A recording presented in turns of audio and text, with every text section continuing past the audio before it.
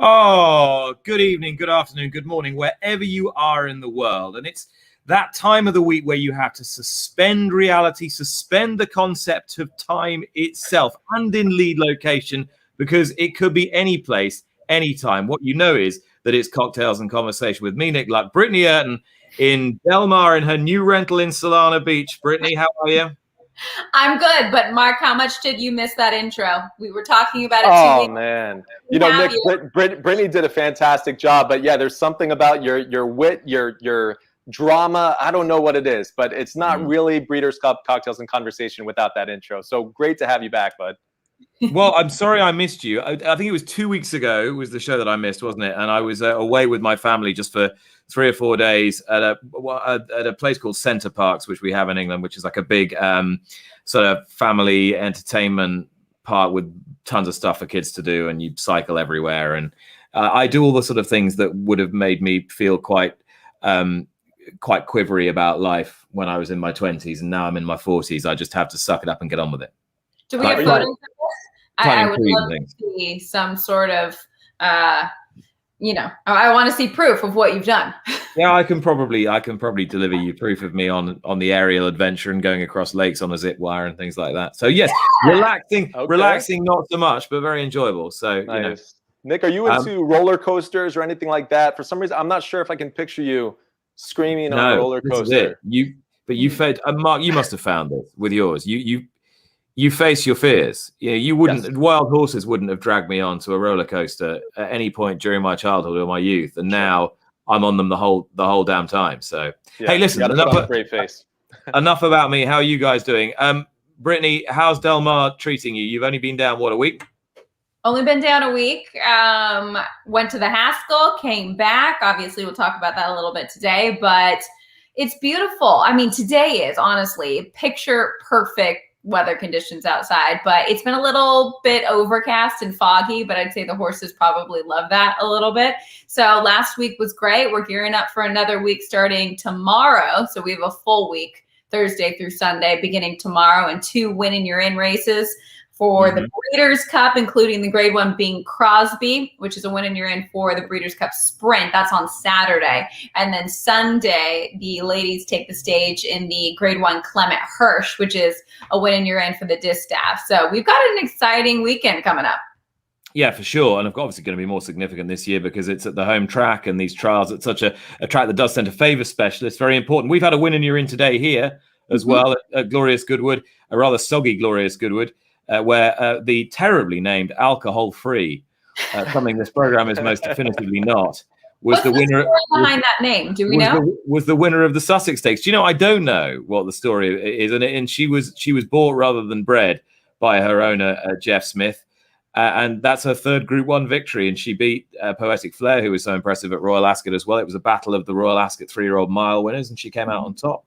First filly to win the race in a little while since Soviet Song back in the mid-noughties.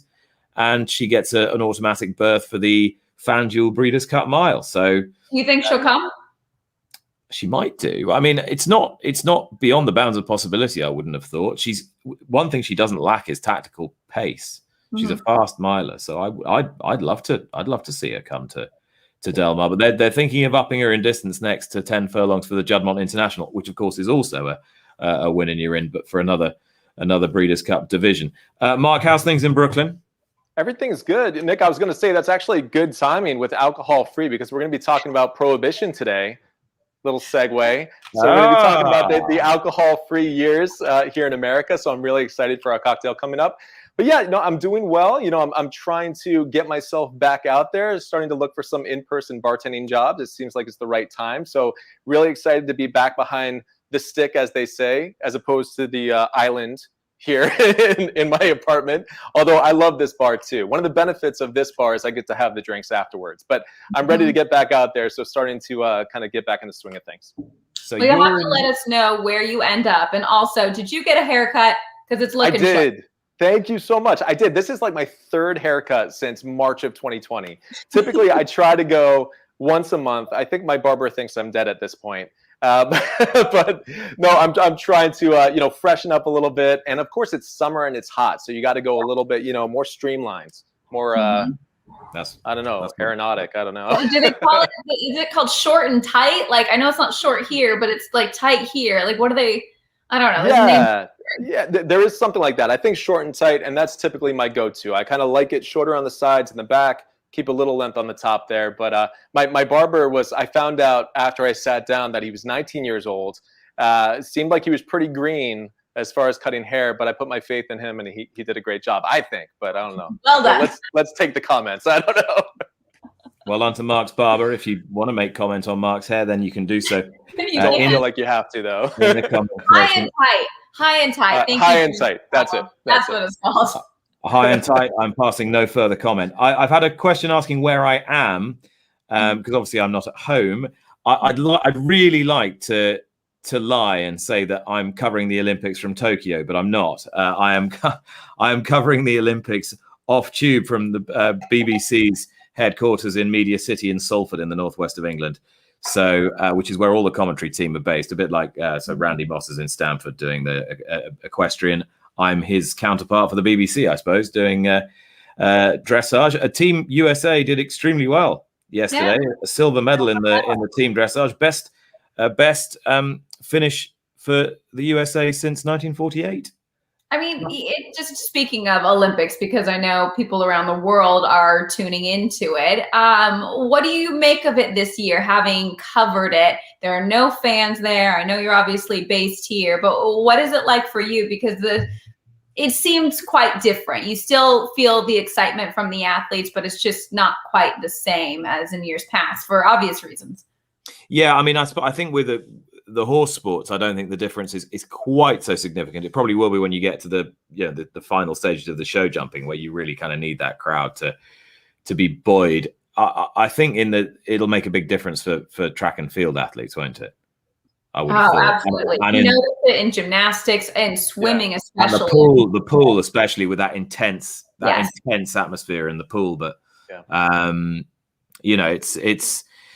it's going to have been difficult, but everybody's got used to these behind closed doors events for the last 18 months. So, you just got to get. Hats off to all the athletes out there training, the extension of it. I can't fathom what the last year has been like, and just in general preparation for something like this and the unknown. So whether they get a medal or not, champions in my eyes for sure.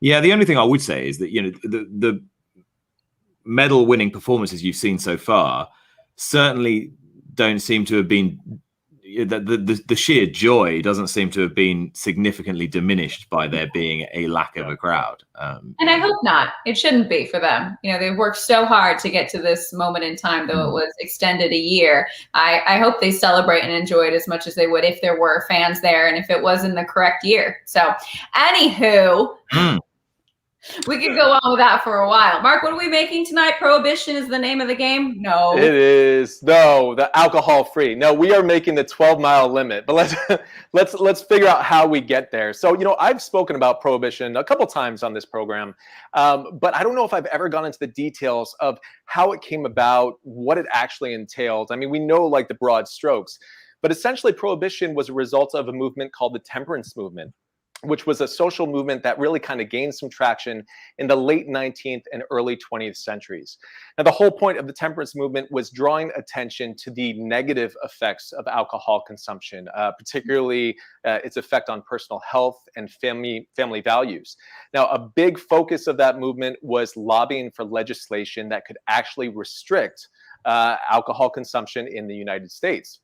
So this really came to a head in 1919 with the ratification of the 18th Amendment to the U.S. Constitution, which basically prohibited the sale, manufacture, and transport of alcohol in the United States. So that 18th Amendment had some pretty strong verbiage to it, but it lacked teeth. So that's where the Volstead Act came in. The Volstead Act basically kind of piggybacked on the 18th Amendment and gave federal and local governments the authority it needed to enforce those laws that were outlined in the 18th Amendment. So really, the Volstead Act actually was vetoed by President Woodrow Wilson, but then that got overturned in the Congress. So it went into law in 1920.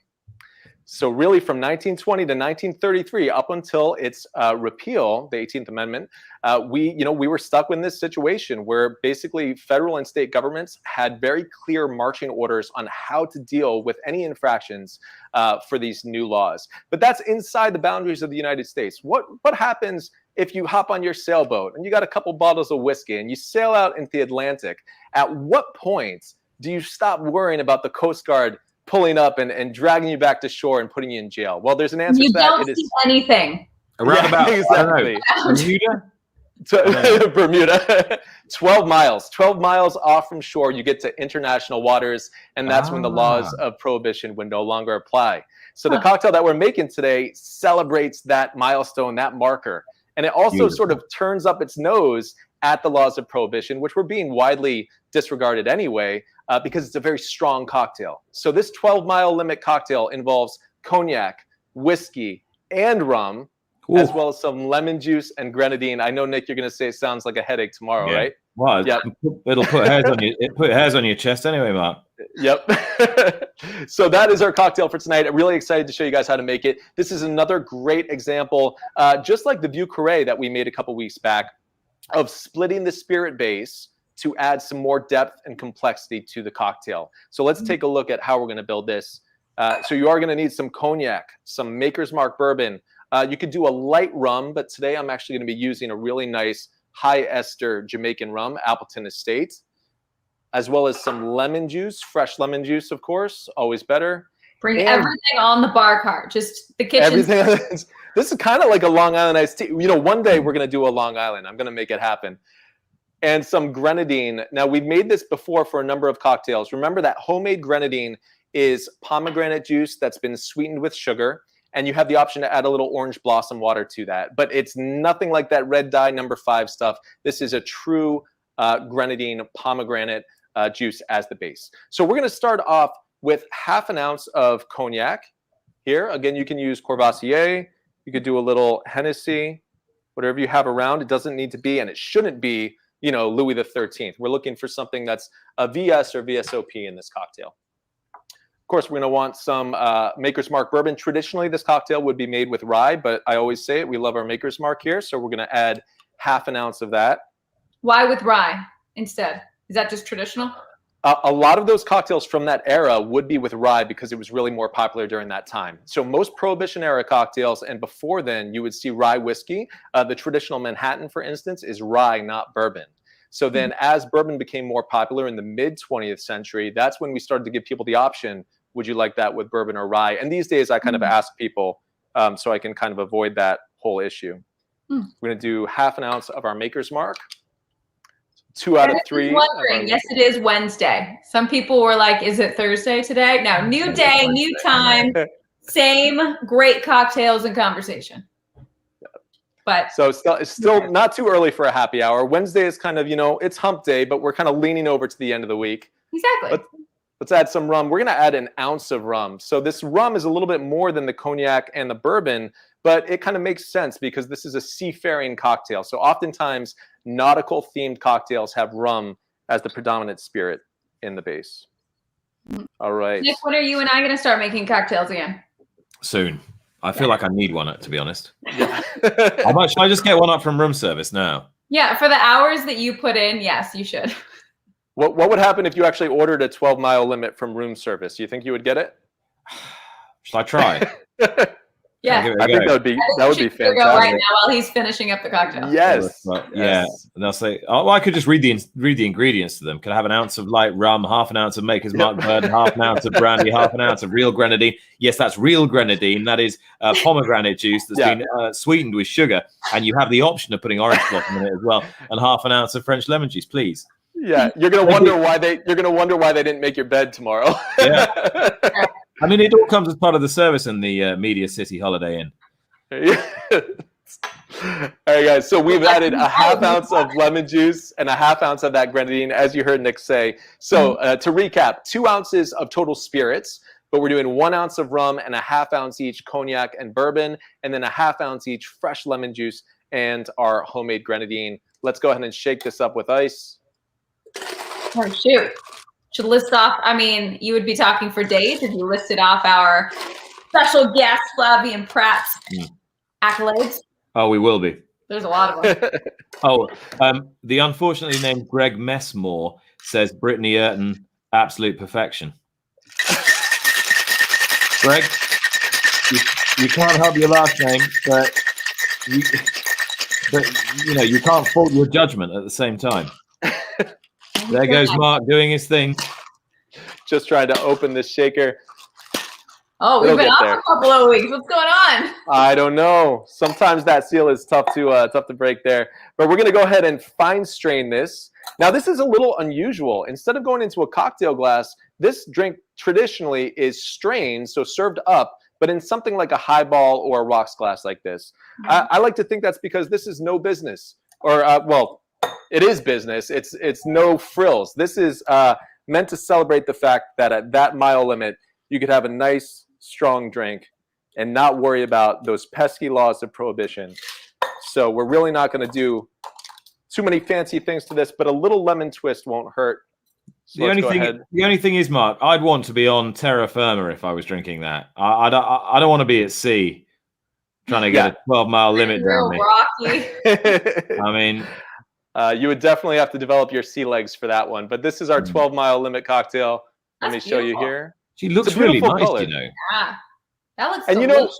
It sounds really crazy, right? Because we have all of these different spirits, but remember the proportions. 2 ounces of spirit in a cocktail is not unheard of at all. But what we're doing is we're splitting the base, so we're getting all of these different elements. Bourbon, which is made predominantly from corn, our rum, which is made from molasses, and then we've got our cognac, which is made from grapes. So all of those different distillate bases are going to add to the complexity of this cocktail, but it's not going to be overwhelmingly strong, but it is definitely strong enough to cheers the end of Prohibition with the 21st Amendment in 1933. Cheers, guys. Cheers. I mean, I can't cheers with this. This is ridiculous. I know. We need to call up room service. I thought the same thing. This is a sad indictment of our Spartan lives now. Next show, I will make the cocktail with Mark. Awesome. Let's make it maybe vodka based. I don't know. We'll talk about it. All right. We'll figure it out. Offline. I'm looking forward to it, though. Yeah. All right. Are we welcoming in our special guest, Britney Eurton? Yes, we are. We are. A man who it's hard to believe that he's only been riding in the United States of America for a little over a decade, because he's already knocked up 1,000 wins. But they're not just 1,000 wins. There are 1,000 wins, many of which are at the very highest level. He's the man who's brought great Gallic flair to the always competitive Southern California circuit. He is quite brilliant on the main track. He is sublime on the grass, because he has brought his extensive experience in Europe to America, and he has conquered. He is, of course, Flavien Prat. And this is where he slides in beautifully. There we go. It can only go downhill. How you doing? Flavien, thank you for joining us. No, thank you for having me. So down in Del Mar, obviously, as well.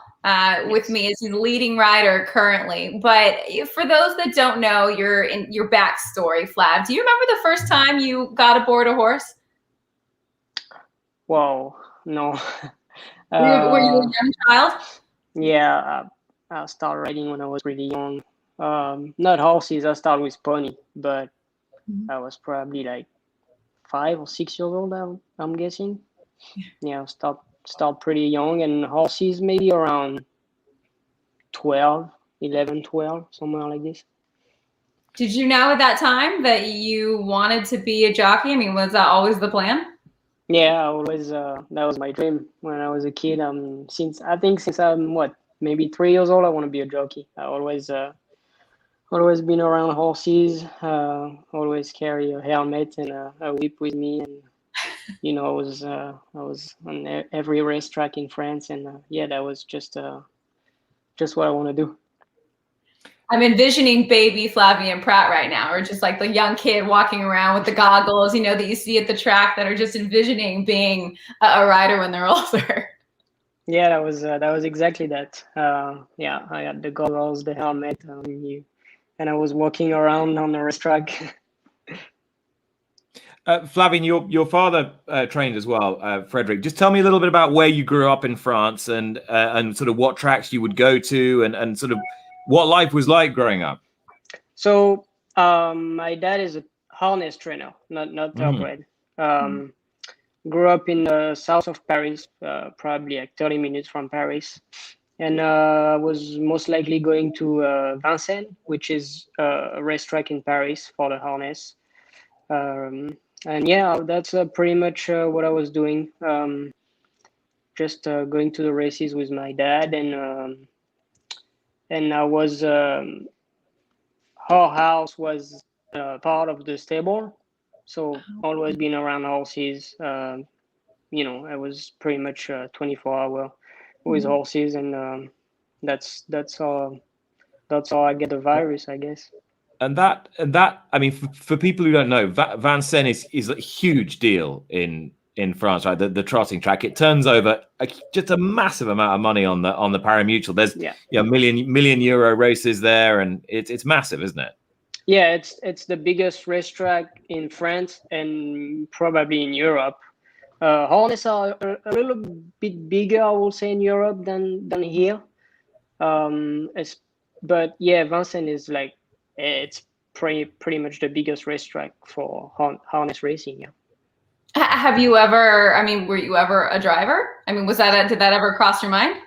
Not really. No, always loved thoroughbred. I always leaned that way.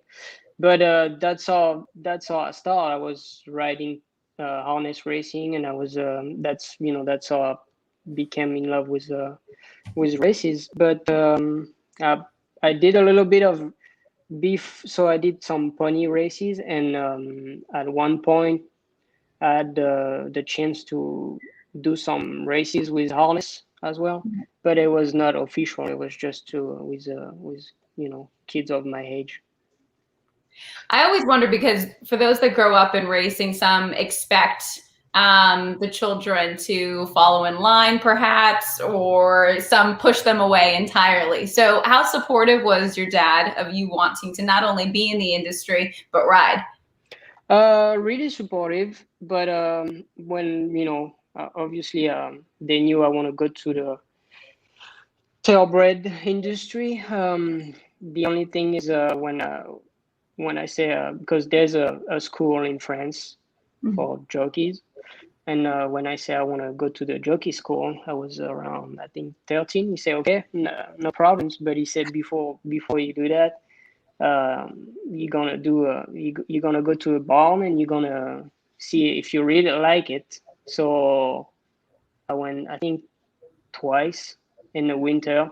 I spent like a month with Robert Collet. I don't know if you is a trainer in France, and another month with Stone Clout. So in the winter, where it's pretty rough, and just to make sure I really liked it, and I was absolutely fine with that. So that's how it started, and I went to school, and no, it was really supportive, yeah.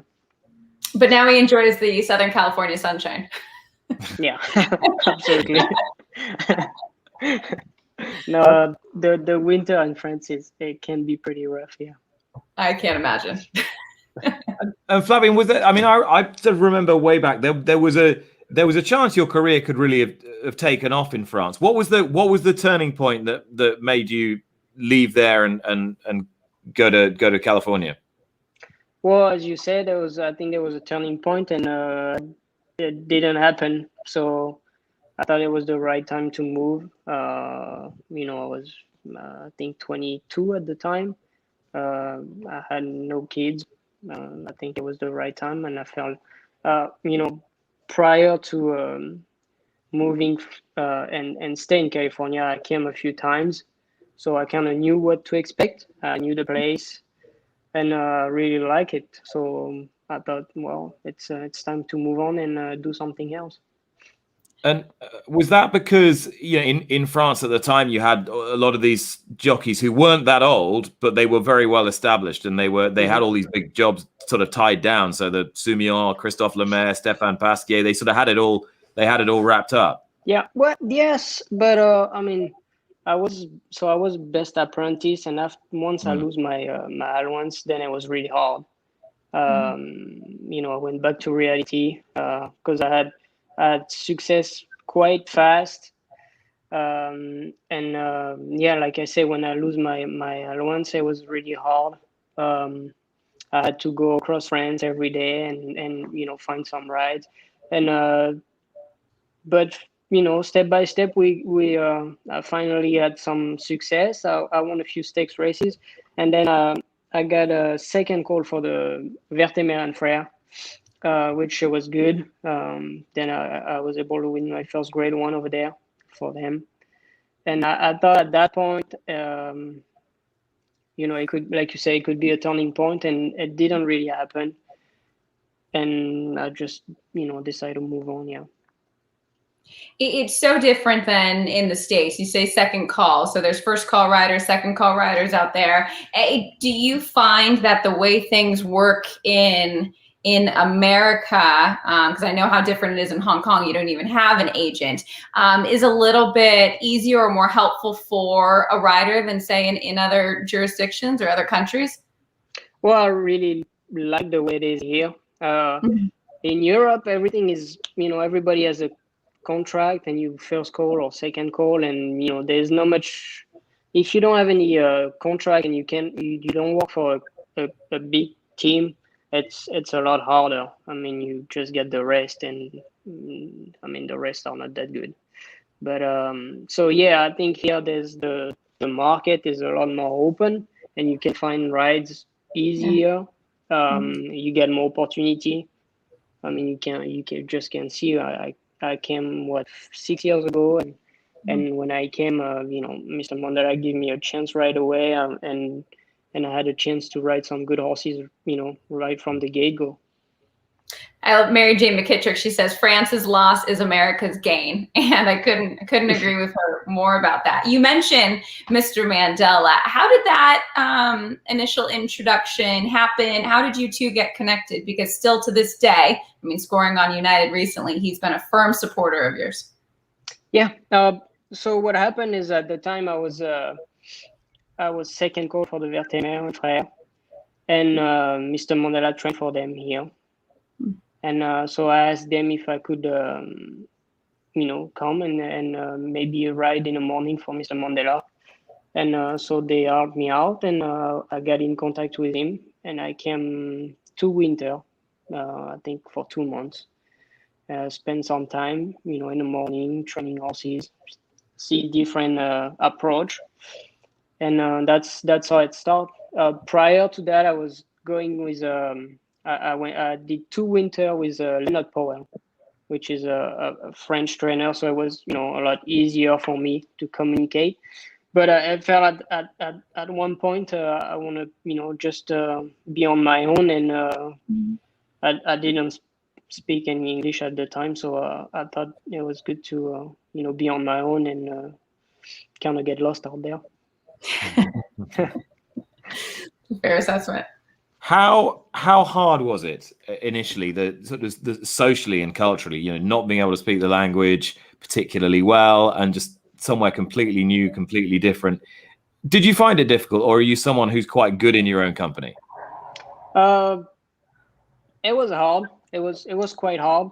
The good thing is I came with my girlfriend, who's not my wife. So probably I'm not sure if it would be that easy if I was by myself. But yeah, it's at the beginning you don't speak English. It's not easy. It was not easy the first few months. But the good thing is that I was riding and I had success right away. So it definitely helps. Yeah, if you spend the first 6 months with no success on your own, yeah, that probably can be a really hard time. I would imagine that once you actually get on the horse and you're in your element, you don't have to speak any language to anyone but just the communication to the horse itself. So you probably found a certain comfort in just being in your element in each race, right? Yeah, that's true. Yeah, that's absolutely true. You just in your element, and like I said, had success right away, and I was, riding good horses and having fun. When you go to a paddock, you have a chance, it's a lot more, fun than just going to a paddock. You 50-1, and you pretty much know what's going to happen. So it was definitely the vibes were good, so it helps. At what point, Flav, do you think that you really garnered the respect from not just other stables outside of Mr. Mandela, but from your peers as well? Did that happen pretty quickly? I don't know. I think we always look for respect anyway. I think it's never granted. You still have to work, and it's never a stepstone, I would say. But the fact that I was writing for Mr. Mandela when I came, I think it pretty much helped. That people have a lot of respect for him, so that's probably help as well. Oh yeah, to have his stamp of approval, because he has so much respect in this industry, probably instantly bolstered yours, along with riding good horses and showing up into the winner's circle on them. Fast forward, I mean, we're in 2021 right now. You are riding across the country. You have a Kentucky Derby victory, a Preakness victory, multiple Grade 1 wins, many Breeders' Cup victories. I mean, when you look at where you are now, in terms of how long you've been here, what do you make of your career thus far? Yeah, it's pretty good. When I left France, I was hoping to do better than what I was doing in France. So I think it's definitely reached the goal. But there's so much more to accomplish. I think I'm in a situation where I get a lot of opportunity, and we try to do the best, get the best out of it. But as you said, I mean, multiple Breeders' Cup, a Derby, a Preakness. Yeah, it's. I mean, I don't like to look back. I think I'm way too young to look back, but it's great. Can I can't not ask about that Derby. Such a bizarre, surreal occasion. I mean, can you recall quite readily what it really felt like on the day, in those moments after the race? What on earth was going through your head? I don't know. It's to be honest, it's still bizarre because it's still a mix of feeling and emotion. But I still can't really put words on onto my feeling yet. It's a lot of joy, and there's also the fact that somebody get DQ, and so it's I don't know. It's a lot of mix of feeling. Not necessarily to bring it up, but you have been in both sides of this situation very recently in terms of Hot Rod Charlie being disqualified. So does being on the other side of it in the Kentucky Derby, and then now from what happened in the Haskell, did that, I don't want to put words in your mouth, but did it help at all you being able to move forward? Like, how were the emotions experiencing it on both sides? Like you say, I've been on both sides. Well, I mean, I accept it's part of races, and it's, it can happen. In the situation of the Haskell, I'm just glad nobody got hurt. I mean, you come back to the jocks room, you're just glad that, you see the other rider, he's on his legs and everything's fine, because I mean, it would be terrible to just have somebody get hurt. That would be the worst feeling. But after that, you just move on, and you go to the next race. Pretty much, it's frustrating because the horse was the best horse, and he tried so hard. It's frustrating for the connection as well. But now mistakes are made, and you just move on. And they're pretty philosophical. They're looking forward to the next race. Did you feel that he he enhanced his reputation in the Haskell? Do you think he took another step forward? I think it was kind of I thought he ran good in the Derby. He ran even better in the Belmont, and it was kind of people were waiting to see how he ran in the Haskell. You know, kind of they were expecting a good run, and it was kind of an improvement to be a great horse, and I think that was the case in the Haskell. Yeah. He is so beloved, I think. One, because he's got a really boisterous ownership group, but he just throws it down each and every time. He's currently ranked 3rd in the Breeders' Cup Classic rankings. And I think that just goes to show, because those that vote on these rankings aren't going to be biased on, you know, connections or if you love the horse. They're voting because of the talent of the runner. So he's sitting just behind the likes of Maxfield and Essential Quality. Speaking of Essential Quality, how much are you looking forward to a possible rematch with that horse? Well, that's probably going to be in the Breeders' Cup if there's a rematch. Yeah, we look forward. Breeders' Cup being at Del Mar, probably a little help for us. And I think Rod Charlie is just improving every race. Every race is getting better. His connection did a tremendous job to get him ready every race, and yeah, we look forward for the Breeders' Cup. Yeah, it's fun to see what's to come. You know, putting racing aside, how does Flavien Prat enjoy his days off? You know, what outside of racing do you like to dabble in? Well, now that we are at Del Mar, most of the time go to the beach, enjoy the beach, you know, with my daughter and my wife. I used to play golf, but I kind of quit. Why? Why? Not having fun. Just I guess I was expecting too much from myself. Yeah. And maybe the pace was too slow for you. You needed more speed. You've seen these jockeys playing golf, right? They are so competitive. It is ridiculous. And that they all get down to something like, you know, single figure handicap. They get down to, you know, a few of the jocks here are practically play off scratch.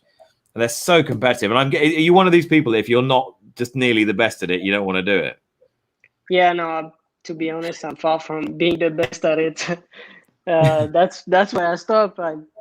There was no improvement. So I guess maybe I'll take lesson but as of right now, I took a break from it.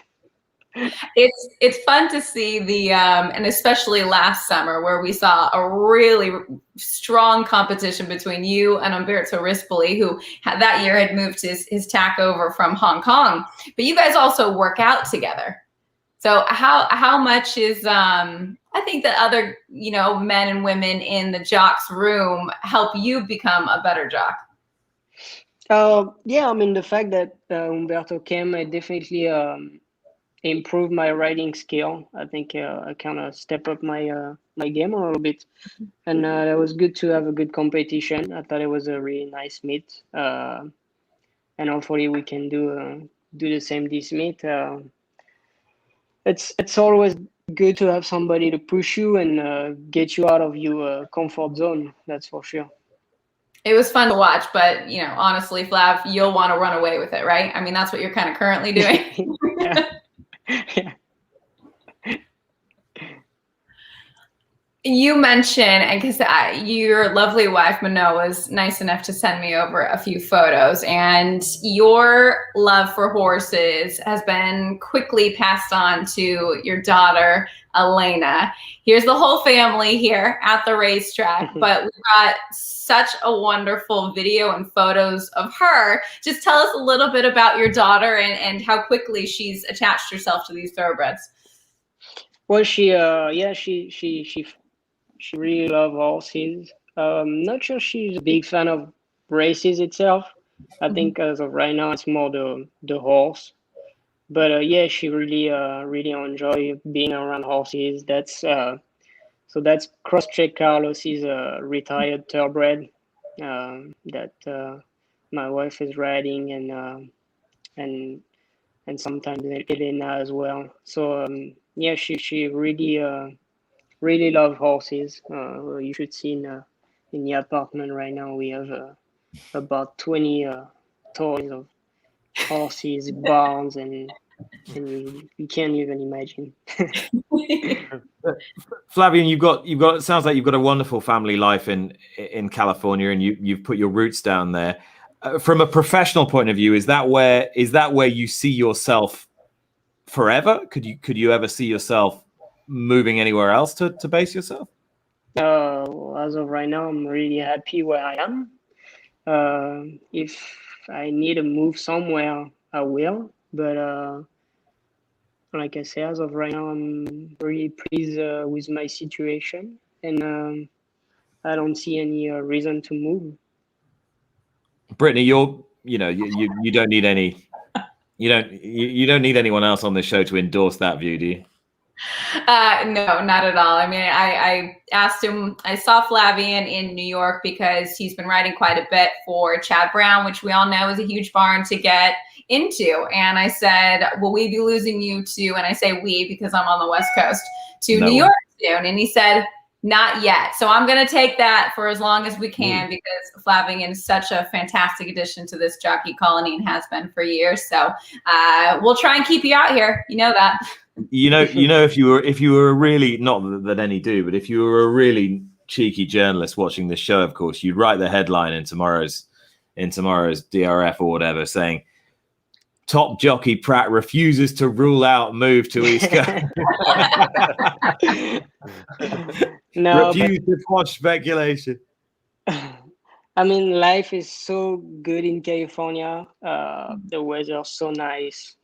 I'm riding good horses, so I don't see the point of moving. I mean, yeah, I could go to New York, but as of right now, I think there's plenty of good horses in California. I can ride any weekend in New York or in Kentucky or wherever I need to go. So I don't see why I should leave right now. And the winters in New York are a lot closer to the ones in France, I'll tell you that, than in Southern California. So. Exactly. Go ahead. Go on, Flavien. Sorry. No, go ahead. No, I was going to say, and I mean this year as well, like with a Breeders' Cup at Del Mar, the Breeders' Cup's been incredibly kind to you. I mean, I think you might be one of the only riders who's ridden a full book of 14 since they extended it to 14 races. So it's been an event you must be growing very fond of. Yep, Breeders' Cup always been well, especially coming from Europe. When you come from Europe, you don't have much of knowledge of the Derby and the Preakness and the Belmont. This is not something you know much about. And Breeders' Cup, it's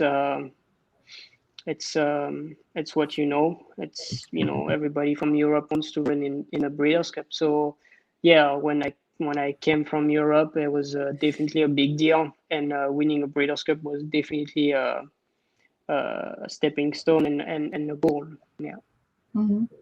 This is my personal favorite Breeders' Cup win for you. Just throwing that out there. Yeah, that was nice. Back in 2019, though, 45-1, you gave my family quite the thrill. So thank you once again for that. But it all started with, go ahead, Nick. Started obviously, and then Battle of Midway, of course.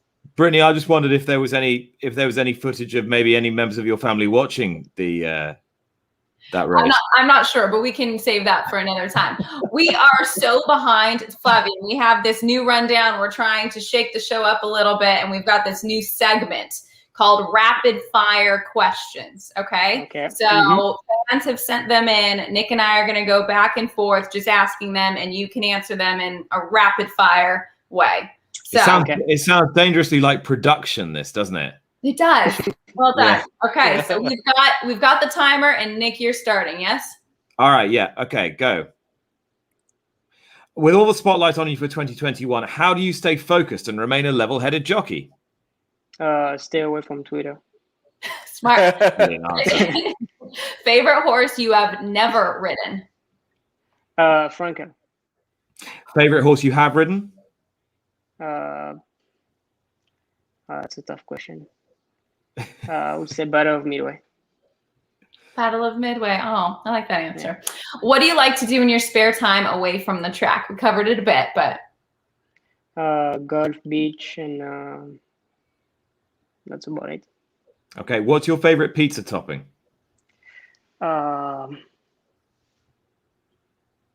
Heavyweight question, this. We stay simple. No, I get a margarita. It's simple. Oh, yeah. Where's your favorite track outside of the U.S.? Longchamp. What's your favorite track in the U.S.? I'll say Santa Anita and Belmont. What's your most memorable Breeders' Cup ride? Well, first victory was obviously. What race would you like to win that you haven't won yet? Oh, there's so many. Probably Belmont Stakes. You do a sweep of the Triple Crown? That wouldn't be too bad. What track would you like to ride at that you haven't already? Ascot. Next year. Do you have any pets? I do. One. A dog. Oh, I wish we had a photo. Your dog is one of the cutest Frenchies I've ever seen. Favorite restaurant to visit in Del Mar? I like the Market, the Pamplemousse, and the Brigantine. Do you have a song you listen to as you prepare for a race? No. No. We need songs for like these jockeys, like walk-ups, you know, when they go to the mound in baseball. Who is your biggest hero? Oh, my biggest hero? I don't know. It's a tough question, whoever sent that in. Okay. I don't know. Is it a pass? It's a pass. Yeah. What That's what sports teams do you cheer for?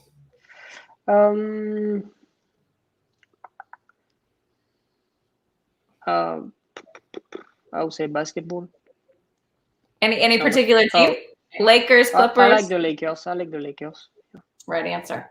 Do you have a favorite cocktail or mocktail? I like the pina colada. That surprises me. I don't know why. A pina colada coming up next week. What's your favorite thing about being a jockey? Being around horses first, and also having the chance to travel. You know, I think it's nice. You get to places that you probably never could go if you were not a rider. Do you have a favorite racing division? What do you mean by that? Sprinters, the distance runners, classic division. Yeah, I like the mile. Mile turf or dirt? Yeah. Turf in Europe, dirt in US. What would you do if you weren't a jockey? Oh, good question. Whoa. I don't know. I like maybe driving car. Like NASCAR or Formula One? Yeah, Formula One. I don't know if I'd be good at it, but. Are you an adrenaline junkie? A little bit. Favorite racetrack food? Wow. That's tough. I don't. Jockeys don't eat. Yeah, that's a problem.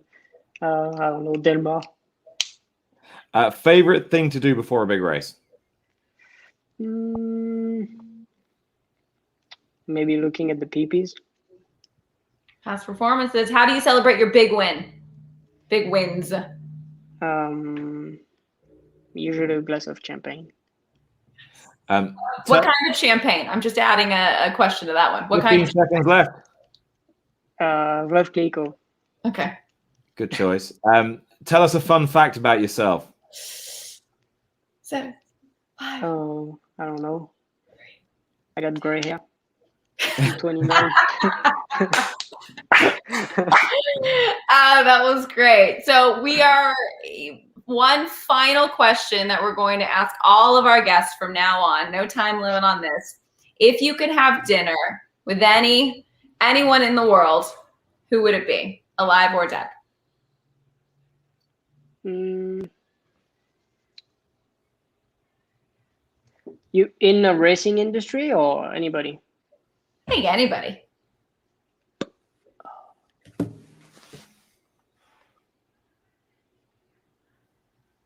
I don't know. Maybe yeah, maybe Bobby Franco.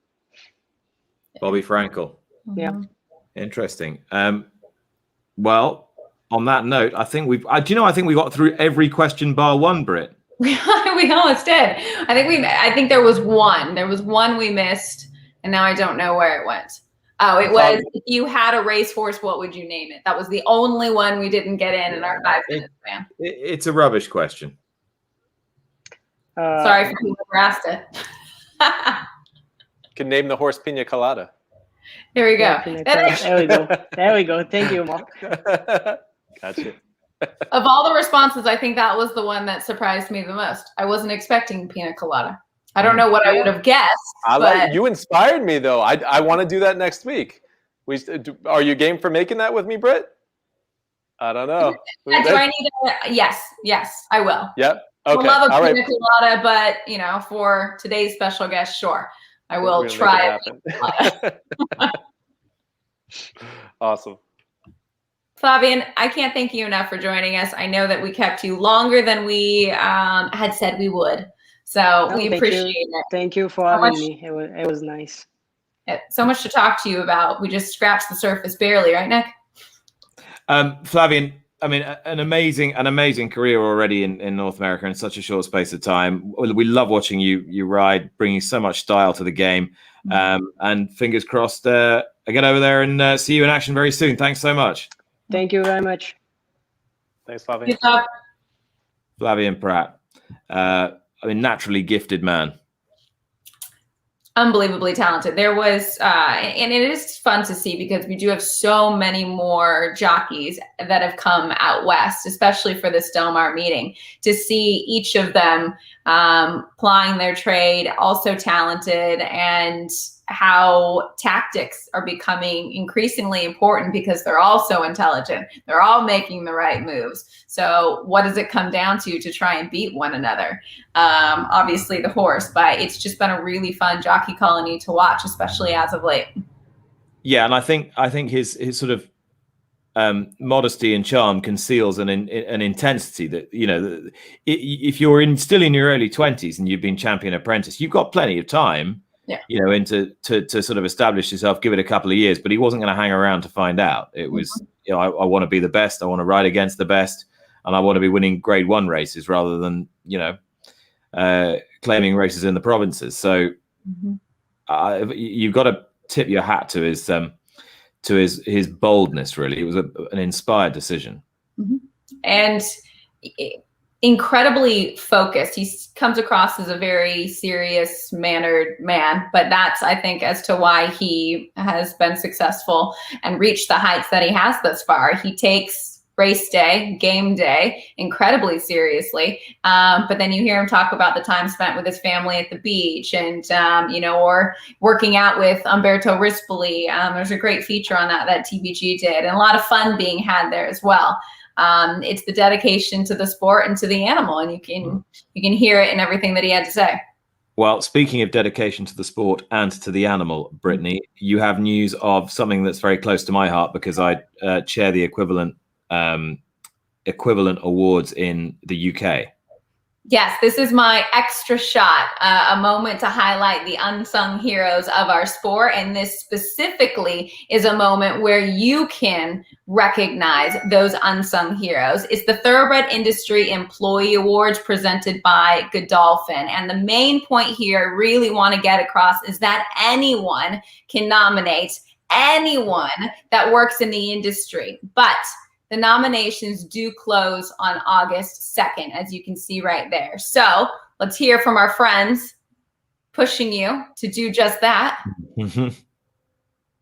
Oh, that's it. All they're saying is nominate now. So there are many different categories in which you can nominate someone that you feel is so deserving of these various awards. And if by chance they don't, in your opinion, fit into a very specific category, they have recently added the Support Services Award sponsored by I Am Horse Racing. And you can click on the link to learn more about it, nominate them. It's a very simple process. I did it last year. There are so many men and women that are incredibly deserving of these awards. It's not just the recognition, but also on top of that, it's the monetary award that goes with that. So 7 award categories, 3 finalists recognized in each, and a total of $122,000 in prize money is awarded. So August 2nd, go to the website, nominate at TIEA.org.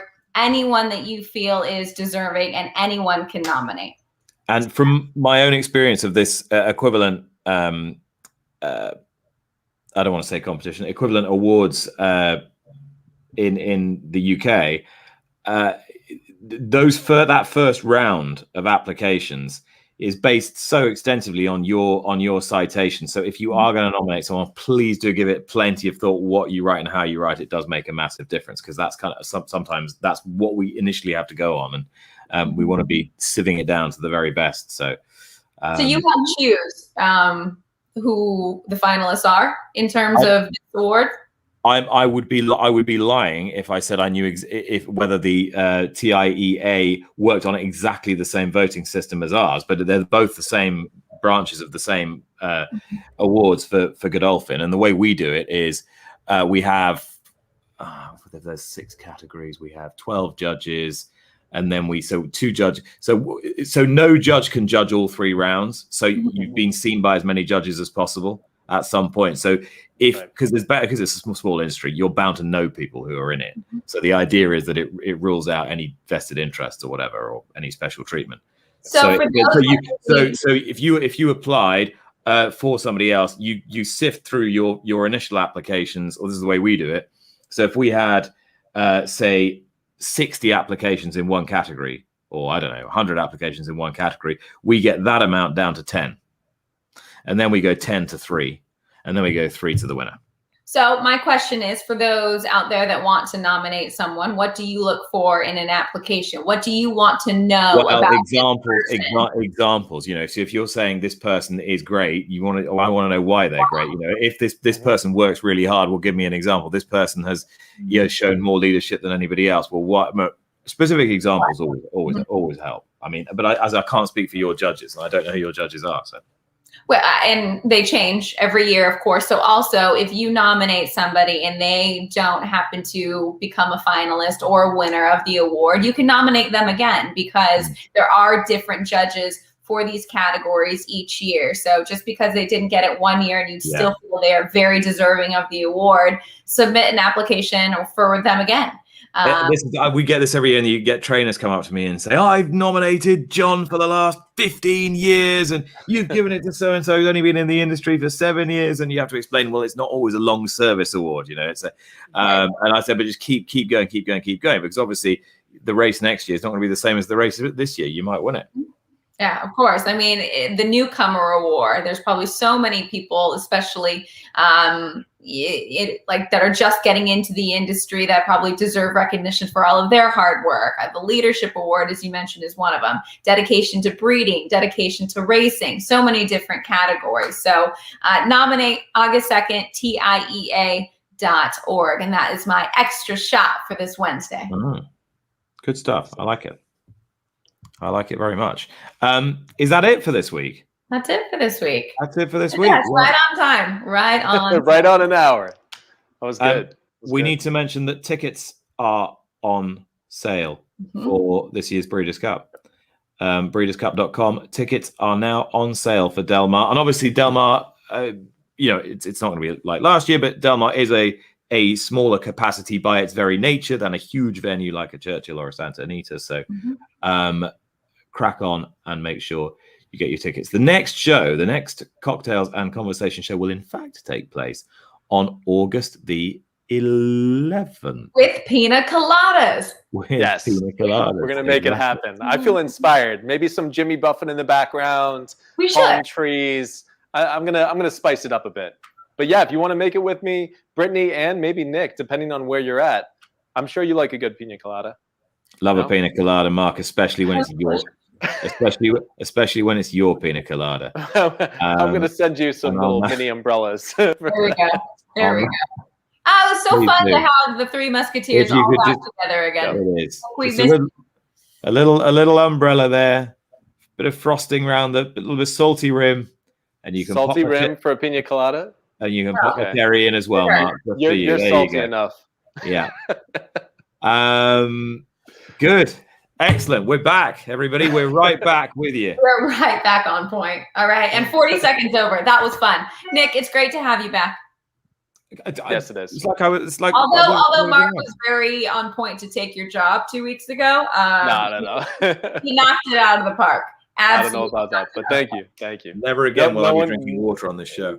Yeah, well, you got to call down and see if they can make that cocktail for you. But I'll do that. Beware, they may look at you funny the next day. But I wonder how does it look out in Tokyo this evening? I wonder. Hang on, let's just see. There's the look at that beautiful Tokyo. It looks just like Mike Tirico's background when he's hosting the show. Tokyo skyline. Incidentally, if you haven't seen it, Mike Tirico, 1 minute 11 seconds mini essay on Simone Biles. One of the finest bits of broadcasting you will ever see. And I'm not trying to curry favor because I know he's not going to be watching Cocktails and Conversation in the middle of the night in Tokyo. So there you go. Just saying. It's there on NBC Sports Twitter feed. I retweeted it this morning. And with that, do we say au revoir? We say au revoir. We will see you again this weekend. 2 weeks' time. Bye-bye. Well, here we go. And Green Mask is taking the outside stall. They're all in line. Ready for a start. They're off in the turf sprint.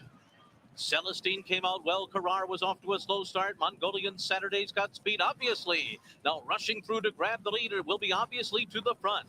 Mongolian Saturday is second. Pure Sensation third. Home of the Brave is fourth. Then Ambitious Brew followed by Celestine. Carrar comes up to mid-pack. And then comes between horses. It is Holy Loot as the field makes their way out of the downhill run to that right-hand turn here, and obviously will be the leader. Obviously is opened up now to lead by about 2 lengths as the field rockets down the hill. Pure Sensation is running in second. Mongolian Saturday is third. Then Ambitious Brew fourth on the outside. Splitting horses is Holy Loot in fifth. Home of the Brave is sixth on the outside. Carrar follows in seventh. Then comes a lot in eighth. Washington, D.C. is down toward the inside, racing about 8 lengths off the lead, and they're into the stretch. Obviously is the one to catch. Obviously has a 2-length lead as they come into the final furlong. Pure Sensation tries to cut into the gap in second, and Washington, D.C. is done on the inside. Holy Loot is there. Ohm is coming late with a flying finish between horses, but it's obviously still in front. Ohm is closing with a rush on the far outside. Obviously! And Ohm was flying too. Then it was Pure Sensation, Calgary Cat, and Green Mask.